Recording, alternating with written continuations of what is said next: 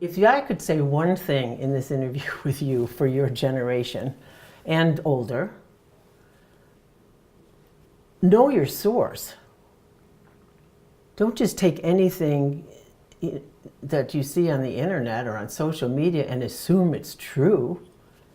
How can you be that dumb?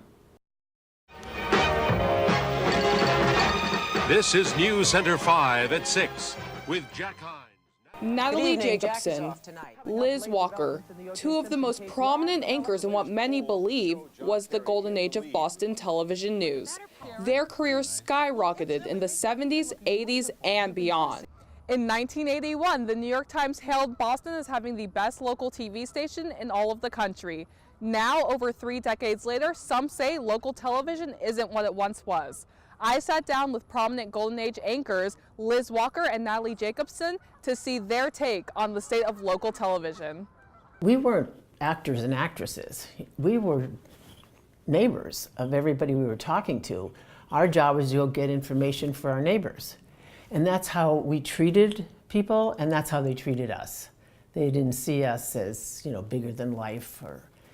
And so the relationship between me and those people that I worked with and our viewers, or I prefer to call them our neighbors, was personal. It was personal. Today, with an oversaturated media landscape, Natalie and Liz note the challenges in telling in-depth stories when facing everything from time constraints to online competitors. Journalism was very clear. The lines were very clear on what we were supposed to do as journalists. Today, the lines are a little mixed up and mishmash and that kind of thing. So doing a story was pretty basic and you knew what that was about. It was also simpler. There was no cable back then. In Boston, there were 3 major television stations. And so that was the competition, that was the focus. And now you have so many different kinds of media, and the lines are blurred, and is it opinion or is it journalism, that kind of thing. So I think it was just a simpler time, though that's what every generation says to the next, doesn't it? You could go anywhere. You can go on the internet. You can go to cable, TV, radio. There are many more choices for information than there used to be. People are in a big hurry. They really don't have time to sink their teeth into something during the course of a day.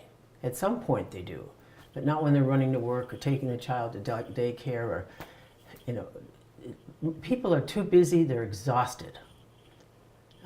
And so it's almost like it doesn't matter what's going on in the world so much. Just give me the headlines, because God, I'm just exhausted. We got to spend more time on stories back then. We got to really enterprise stories and investigate stories. And I think that these days, at least in the national news with the CNN, there's this pressure to put out more news all the time. You're on TV more. Locally, there's more television news shows. So you're always putting out. You're always coming up with something. And sometimes that can affect the quality of what your work is about. Now, we have great reporters now, and I'm not condemning any of the good reporters, but I think there's a problem, or the possibility of a problem, with the quality of what you're doing these days compared to what we did back in the day when we had more time to kind of work on stories and the competition was not so demanding. Prior to the 24-hour news cycle and the rise of social media, people felt a deeper connection to their local news anchors.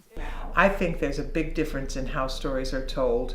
Back in the day when I was on television and now, I think there's more competition. So I'm not sure, at least on the local level, day to day, I'm not sure the focus is on the same thing. We talked about government a lot more then. We had a crew, we had a team that stayed at the State House to tell you about laws that impacted you and those kind of things. I think there's a shift to more entertainment these days with news, and I think that that's not necessarily good, but that seems to be what public, kind of demands or wants. It was wonderful then. I loved my job. I loved the people I worked with. I loved Boston. Because people knew that my mother had passed away and that I was having a child, people just were wonderful. They sent me letters. They said, if your mother were alive, she would tell you this. They knit, you know, hats and blankets, and it was extraordinary. I mean, a couple thousand. And it reinforced the intimacy.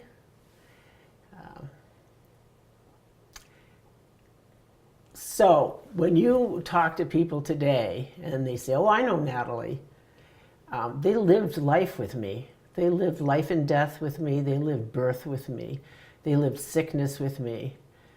They lived the major stories of their day, you know, the stories of the 70s, 80s, 90s, and 2000s with me. We lived through a plane crash in the Boston Harbor. We lived through 9/11. We lived through busing together. And that's a bond that I treasure to this day.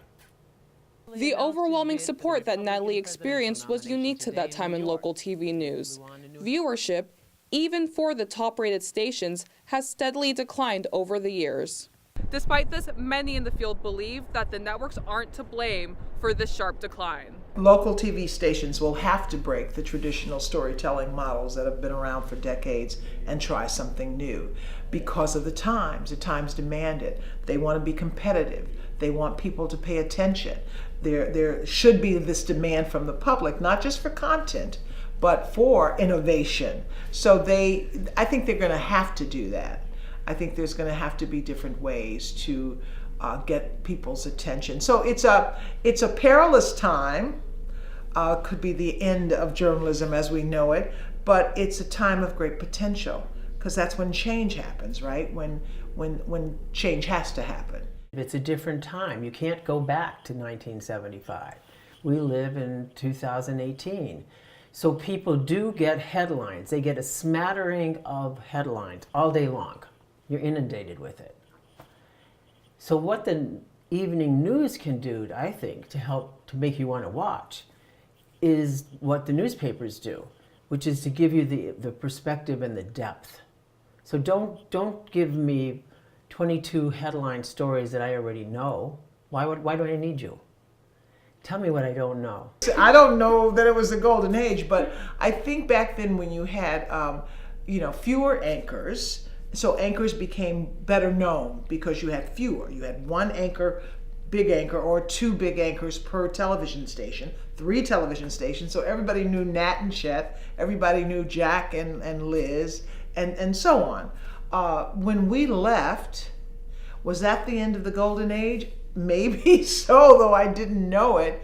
But I think as the technology changed and as the competition changed, that's what kind of ended the golden age. So I don't think the golden age ended when one person walked out of the TV station and went on to another career, or when one person retired. I think it just faded as this new innovation came in and this new kind of demand of what news media was going to be.